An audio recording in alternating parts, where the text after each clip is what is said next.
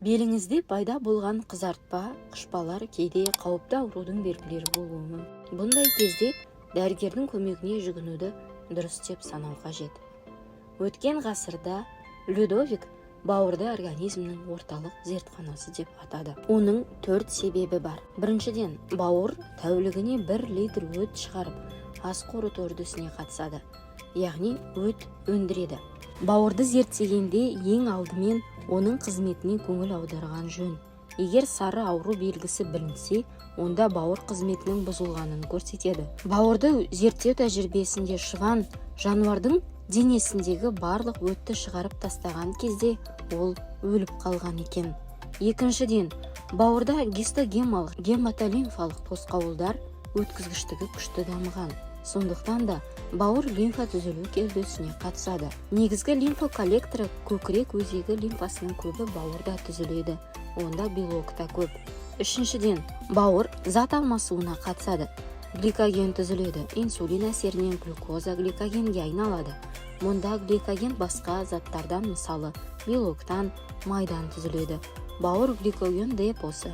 Бұл энергия қажеттігіне байланысты. Гликогендік үдеріс нәтижесінде қанда глюкоза көбейеді де, оны басқа тіндер пайдаланады. Төртіншіден, бауыр белок алмасуының негізгісіне және соңғысына қатысады. Бауыр ауруының белгілері. Бауыр қатты ауырса да, ауырсынулар байқалмайды, себебі оның құрамында ауырсыну рецепторлары жоқ. Егер қабырғаңыздың төменгі жағы сыздатып ауыра бастаса, тездетіп маманға көрсеткеніңіз жөн. Ауырсынулар өте асқынған жағдайда ғана болады. Бауыр іседі, шаншу, қатты аурулар басталады. Өзін қоршап тұрған капсула қабыршығына қысым көрсете бастағандықтан да бауыр ауырсынуын сезе бастайсыз. Ондай жағдайда өкінішке орай көмек көрсету кеш болып жатады. Ал бауыр ауруының алдын ала қандай белгілері бар? Кейде оң жақ қабырға асты басқа аурулардың да нышаны болуы мүмкін. Сонда бауырдың зақымданғанын алдын ала қалай білеміз? Біріншіден, әлсіздік, бірнеше күн немесе апта бойы шаршау. Екіншіден, диетасыз және себепсіз арықтаулардың болуы, жиі бас айналып, құсу, тәбеттің жоғалуы, аяқтың төменгі жағынан жиі ісінуі, іштің кебуі, белгісіз себептермен қолда, аяқта, иықта, қышулар мен қызартпалардың пайда болуы.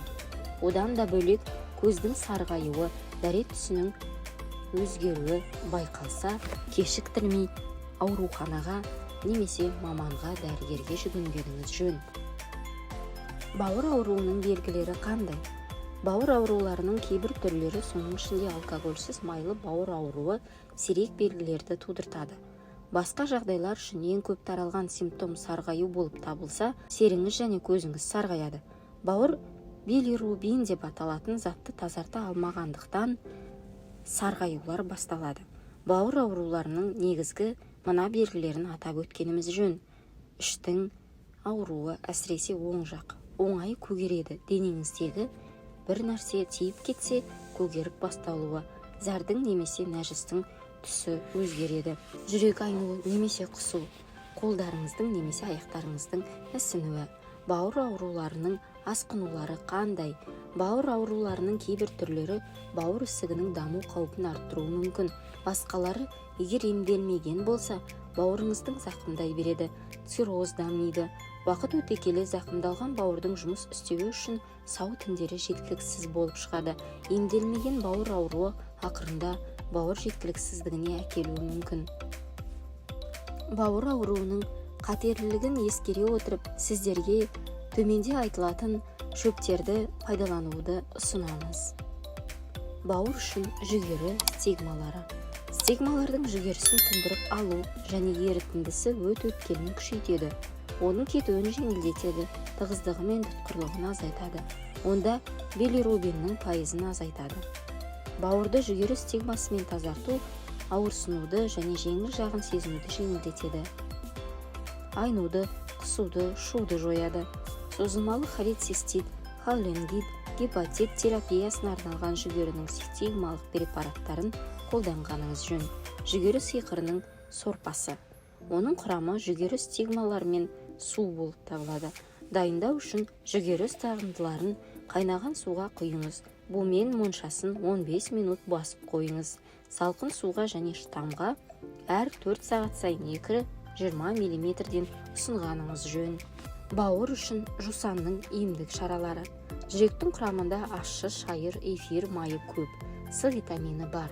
Бауырға қалай әсер етеді? Шөп уылдырық микробқа қарсы, қабынуға қарсы, анальгиялық және холеритикалық әсерді көрсете алады.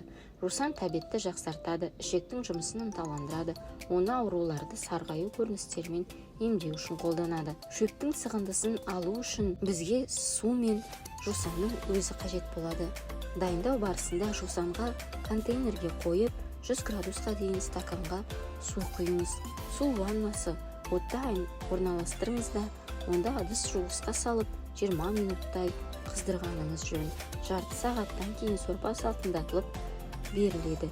Тамақтан бұрын күніне 3 рет 0,25 кесеге алып ішсеңіз болады. Құрметті көрермен, егер видео ұнап жатса, каналға тіркеліп, үлпіл қоюларыңызды сұраймыз. Сіздер осылайша біздің ұжымның еңбегін бағалап өтер едіңіздер.